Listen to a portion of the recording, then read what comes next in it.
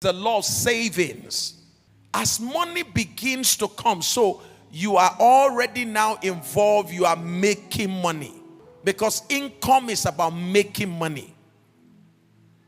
And let me say this, focus on making a lot of money.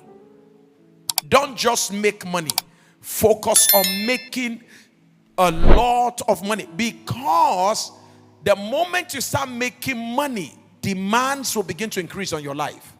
Without anybody coming to look for you, to say even help me. The moment you started making money, you began to see things you were not seeing before that you need to attend to. It was when you started making money that you now realize how bad your shoe is. Am I the one that have been using this shoe? That's why you suddenly realize this car that you praise God, this that you worship God, this you are so happy. This car is when you start making money. You now start noticing that the car is not moving straight. That's why you now notice that the interiors of the car, they are now old. That's why you come out of your house and you're like, the car is looking very old, and you're like, God, am I the one that have been driving? It's you. So what happens is that when income begins to come in, taste begins to rise. Your taste begins to increase. So I challenge people to say, don't just make income, make a lot of it. Now, from income, we move to the law of savings. Financial security, so to say, begins with disciplined savings.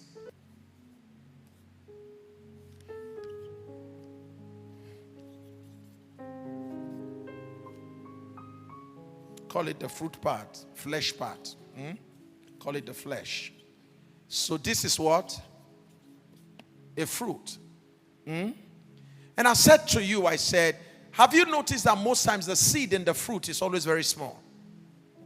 The fleshy part of it is usually much. Am I correct? Mesocarp, endocarp.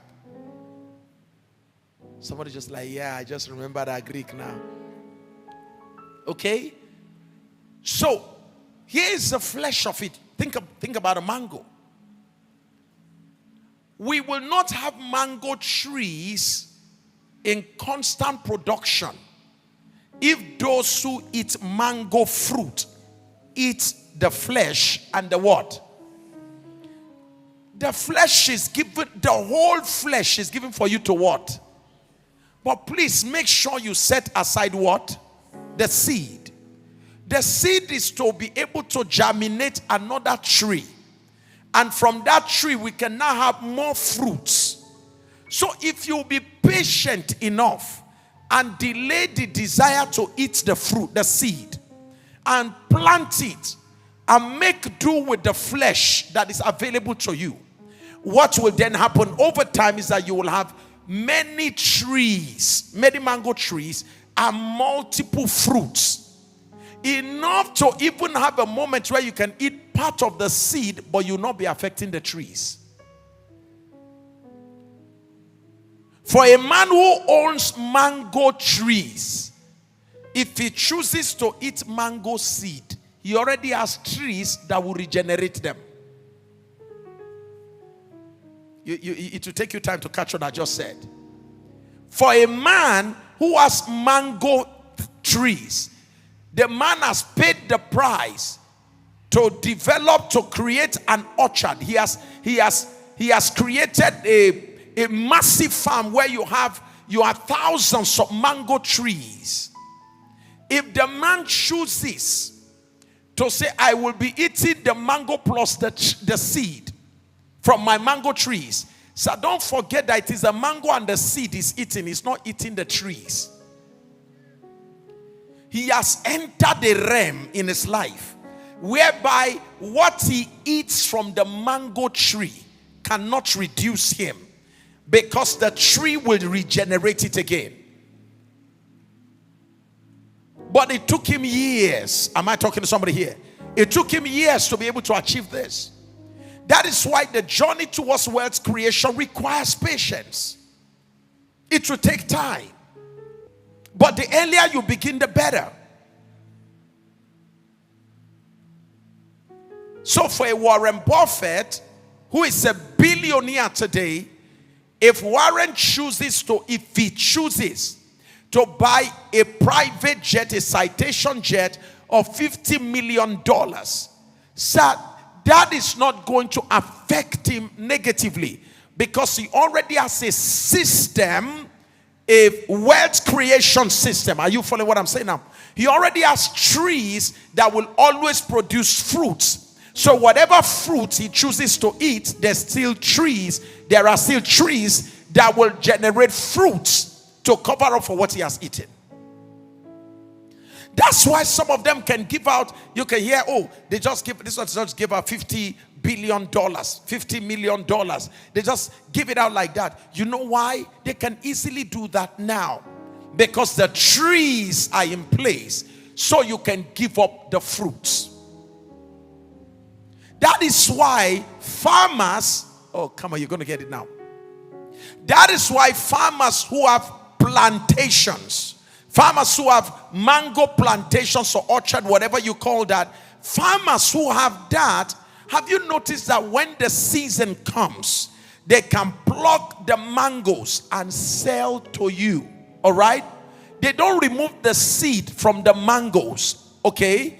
Because already they have the trees. The only thing they may choose to do is, if they want to expand the field, they want to have more trees, they can now selectively keep some mangoes, take the fruits, plant again, so they expand their field. But listen, when the time comes, they can sell off fruits plus the seed. That one I'm talking about, fruit plus the seed, the flesh plus the seed. They can give that to you and it doesn't reduce them. Are you getting what I'm talking about here now? This is what you should begin to think about in your mind. If you are very young, you want to say to yourself, I want to get to a point sometimes in my life whereby I already have the trees of wealth. I have worked hard and I've been able to save. I've been able to minimize my expenses. Because wealth is not about how much you earn, it's about how much you keep. It's not about how much you are earning. It's about how much you're able to keep from what you are earning. This is where the rubber meets the road. This is where discipline is needed. This is where keeping your expenses below your income matters. So how much is my income? Let's say maybe I make 10,000 naira, okay? That's my income. How much is my expenditure? Totally at the end of the month, I end up, my expenditure is about 9,000 naira. What do I have left?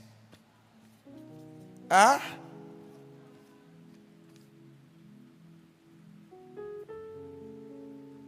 Some of us, your income is 10,000 naira, your expenditure is 15,000 naira. So you are at minus what? The month is not done, you are in debt.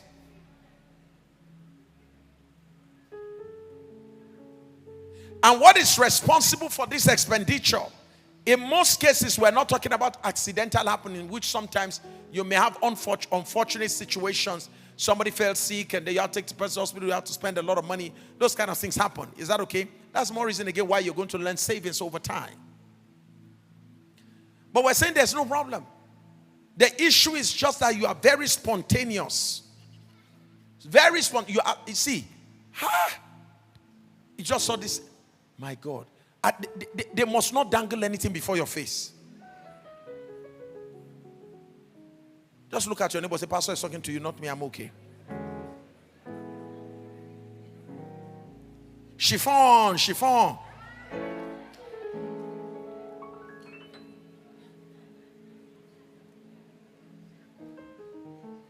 Gym. You know that's the latest one now. You go and register in a gym. How much are you paying in a gym per month? Big question. When you go to the gym, what are you doing? I just decide to check if there's a brother here. If there's a checking if you're going to find a girl here. If somebody can just admire you, you are beautiful. That's why you pay to be admired. That's what you're doing. But let's even assume that that's okay with you. You just choose to do that. We're saying, can you look at your expenses? And big question. Do you need to be spending on the things you are spending on now?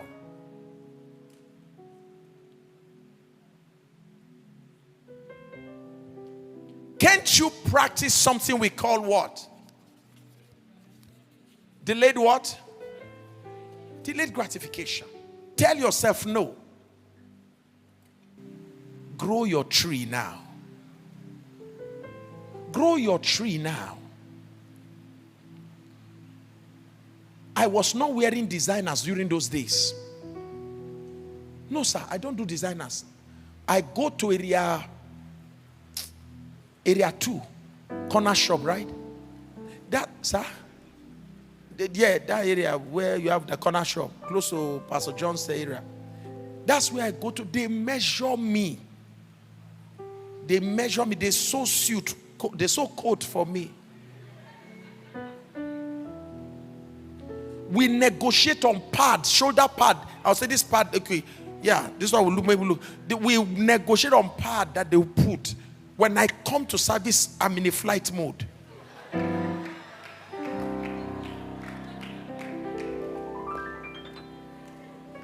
Are you hearing me?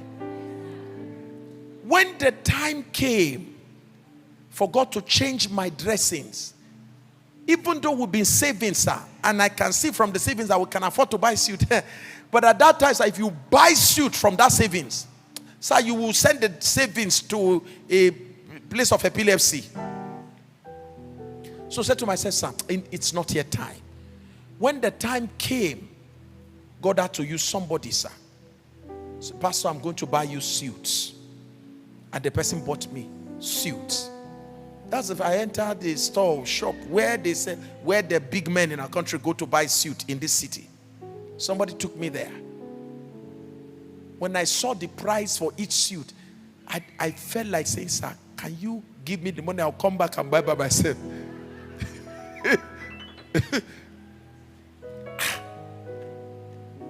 At another time, it was your brother, sir. He said, Daddy, he called me. We had done some prayer together. God opened the door for him. He called me, said, Daddy, where are you? I said, I'm at home. He said, Daddy, I want you to come and meet me somewhere. God has done it. Pastor Sunday's elder brother. He said, God has done it. He said, I want you to come and meet me somewhere. He said, He said, Daddy, pick suit. I said, no problem, I picked it. I made sure that I used the ones that they bought for me. I used them carefully so that they will last long. Until when God began to give us the grace for me to now say, okay, let me come there and buy 1, and buy 2, and buy 3.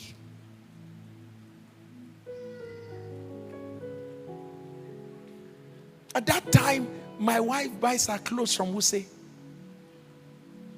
Once in a while, some members will remember and give her something. But sir, we know they go past our level. We're going to Wuse, we buy a correct cloth. Sew the ones we can sew. I'll tell you why we can now, and we have already said that in our teaching in the early days, that the days will come when we can, out of the dividends of our investment, am I correct? That's what it is we taught. From the dividends of your investment, you can buy anything you want to buy.